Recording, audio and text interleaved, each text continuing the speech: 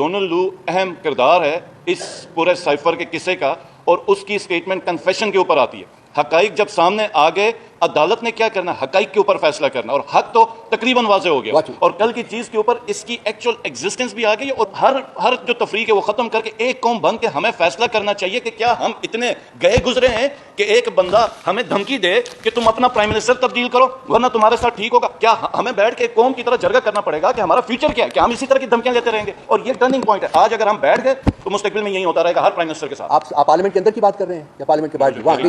वो हियरिंग देखिए, अगर हमें बुलाया गया तो हम डेफिनेटली जाएंगे। बाकी ये जो केस है सारा, हमारा जो डायस्पोरा है अमेरिका में वो फॉलो कर रहा है, उन्होंने इसको यहाँ तक लेके आए हैं, एंड आई एम श्योर कि वो इसको फॉलो भी करेंगे। जब भी जहाँ भी जरूरत पड़ी वो मौजूद होंगे। तो मैं मैंने लिखा है, मैंने साइन किया है, उसका पैराग्राफ नंबर 2 ये कहता है कि इस खत का मकसद हरगिज़ ये नहीं है कि IMF पाकिस्तान की फंडिंग को रोके।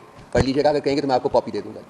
आखिर में हमने कहा है कि चूंकि मैसिव रिगिंग हुई है, इसलिए जो IMF का अपना मैनिफेस्टो है जिसके तहत वो ऑपरेट करते हैं, देयर आर 27 कोवेनेंट्स जो कि पाकिस्तान की हुकूमत ने साइन किए हुए हैं, जिसकी बेसिस के ऊपर IMF इनको फंडिंग करता है।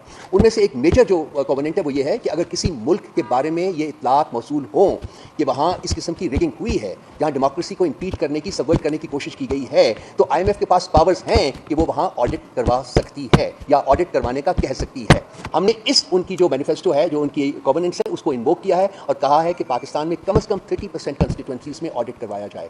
किसी स्टेट के ऊपर हमने उनको कहा, और ये भी कहा सॉरी कि ये ऑडिट जो है इसके लिए बाहर से किसी को आने की ज़रूरत नहीं है। हमारे मुल्क में अपने फाफन जैसे लोग और बाकी जो तंजीमें हैं जिन्होंने अपने स्टेटमेंट्स में क्रिटिसाइज़ किया है कॉन्टेक्ट ऑफ इलेक्शंस को, ये ऑडिट करवाने की अहल हैं और ये तकरीबन 2 हफ्ते के अरसे में ऑडिट करवा सकती हैं। इस हद तक हमने कहा है। हमने कहीं उस लेटर में नहीं लिखा कि आप पाकिस्तान की फंडिंग को रोकें, कम करें, ज़्यादा करें, कुछ इसके बारे में बात नहीं।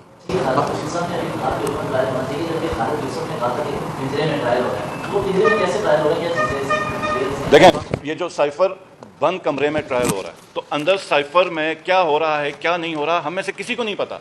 मीडिया का एक्सेस भी लिमिटेड रखा हुआ है, हालांकि ये तो ओपन ट्रायल होना चाहिए।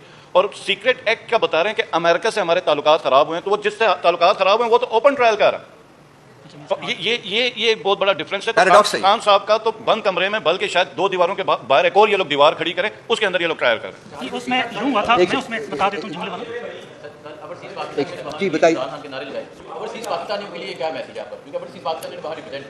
ओवरसीज पाकिस्तानी पाकिस्तान के शहरी हैं, बिल्कुल वैसे ही जैसे आप और मैं इस मुल्क के शहरी हैं। उनका राइट पहुंचता है कि वो अपने मुल्क के इंटरेस्ट के लिए फाइट करें, और वो बहुत ज़बरदस्त जद्दोजहद कर रहे हैं, ना सिर्फ अमेरिका में बल्कि बहुत से और ममालिक में भी।